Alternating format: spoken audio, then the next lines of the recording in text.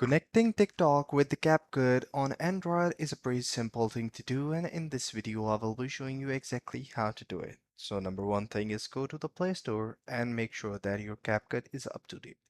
So I will provide the link of the Capcut in the description below so you guys can check it out. So the next thing is open up the Capcut. So what you have to do after opening up the Capcut is to simply go to your profile section. But for doing that, what you have to do is to tap on the Me button on the bottom right side of the screen. So once you have done that, you will be redirected to your profile. After that, tap on the three lines on the top right corner and then go to the Manage Account option.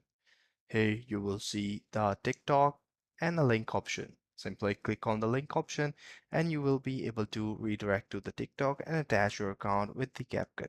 So that way you will be able to do it. I hope you found this video helpful. If you do, please subscribe to our channel. Take care. Bye bye.